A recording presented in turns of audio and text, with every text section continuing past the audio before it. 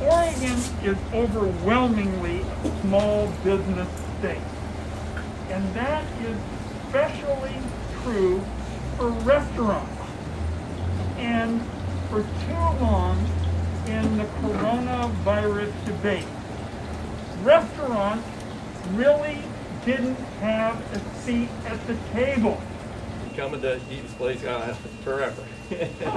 Started out in the Fifth Street Market with just a little corner place, and then moved here, and I've had a lot of delightful evenings sitting in this spot. I'm so glad the sun came out, and hopefully this summer we'll be fully open yet again.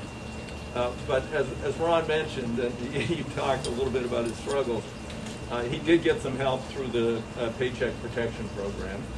There's still a question of the forgiveness. Congress fully intended those loans to be forgivable to truly small businesses. Thousands of other truly small businesses will know that their loans were forgiven.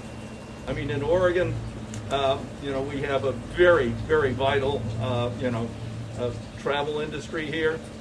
Key portions of it are restaurants and leisure, and they have been hit the hardest of any sector of the economy. Directly in restaurants, we lost 55,000 jobs. And in the larger category of restaurant and leisure, we're back to the levels of employment we had 25 years ago. 25 years of growth wiped out by this pandemic. And we've got to build back. And this new package of restaurant relief, which is grants, no question about forgiveness. You get the money, that's it. $26.8 billion in this fund, finally dedicated to restaurants, and I must include breweries, as the co-chair of the House Craft Brewers Caucus and the co-founder of the House Craft Brewers Caucus, because we've lost 27,000 jobs in that area too. So this package, these grants, are going to put thousands of Oregonians back to work. They're going to be called back when these restaurants and these breweries get these grants. And we're going to see a nice uptick, and we're going to be ready for a real summer travel season this year when we reach large numbers of vaccination. Air travel is already picking up. People can't go overseas. Oregon is going to be a huge destination for people across the United States of America this summer, and we got to be ready to welcome them, as we always do, but welcome them with all the amenities they always enjoy in our state. And with that, I'd like to introduce my great friend, Ibrahim Hamide, the owner of this fabulous establishment. So some of my colleagues that I spoke to in this business, they're also grateful for the help we got, because their pockets were not deep enough to rescue themselves out of that hole that was dug by the pandemic with no fault of their own. So I am grateful for all of you, and especially Senator Wyden and Congressman Peter Defazio, who have been working at our behalf in D.C., making sure that we don't become relics of history. So thank you again for being here, and thank you, gentlemen, for your help. And Kari Westlund from Travel Maine County CEO and President is next. Thank you, Eve. Thank you. Thank you, everyone. I think all of us as Americans have started to learn more and more about the restaurant sector through this pandemic and the major economic impacts that the sector brings to the economy. But as you heard Congressman Defazio and Senator Wyden say, our restaurants and tasting rooms provide meaningful connections to us, to the place that we live. Our restaurants bring us our local fresh food that we value so much. The vast landscapes of our wine country are meaningful to us, and the cool, clean waters of our rivers feed into those microbrews that the Congressman appreciates so much. And in the same way that our restaurants and tasting rooms deliver those experiences to those of us who live here, they define the destination for the visitors who come here. They share our bounty, and they provide memorable experiences that have visitors in love with our destination. In fact, some individual restaurants earn as much as 30% of their annual revenues from visitors from outside the area.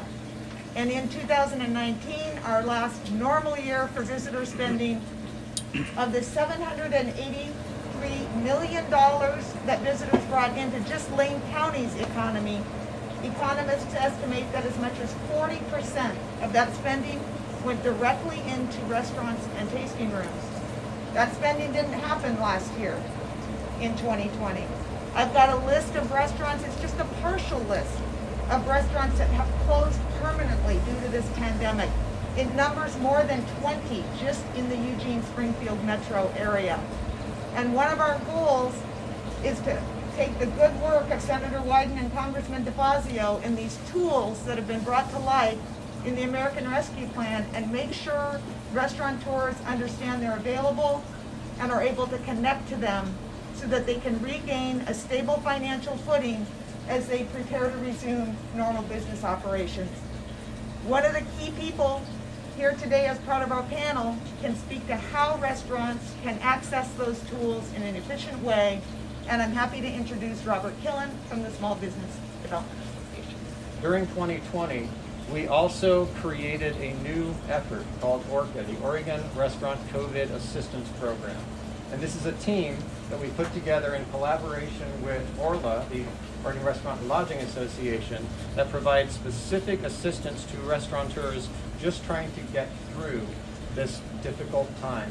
So what we have now is a team that with our ORCA team, our specialized capital access team, and our 19 centers around the state who stand ready and proud to support businesses as they seek out the new funds that have come available and are desperately needed. Throughout the course of the year, I've had the opportunity to hear hundreds of stories like Eve's that vary from heroism in serving communities that have been torched by fire, in serving those with food insecurities that have been displaced out of their jobs, and restaurateurs that just continue to go the extra mile despite being the hardest time of their restaurant career. I've also heard many stories of heartbreak, of multi-generational restaurants scrambling to stay afloat, wondering if they're going to lose their family's legacy. And thanks to Congressman and Senator, programs like the SBDC, I'm very excited to hear about the Restaurant Revitalization Fund, and certainly thank all those involved for the work it's taken us to get where we're at. An industry-specific help for the small businesses in our community that truly are the fabric of what we represent, as Kari mentioned, through travel, through tourism, through employment, and really just the communities and cultures that each of these restaurants bring to our small towns, communities, not just across the great state of Oregon, but across the nation. I thank you. I thank you. It is very important, and I'm hearing every day that this is the lifeline that will keep so many more of these businesses alive. As it was originally designed, the grant amount will be the 2019 total revenue minus 2020's total revenue. So whatever they lost in total revenue year over year is the potential grant amount. The final rules haven't yet been brought out by the SBA, so we're still waiting for that to be set in stone, but that's how it was designed.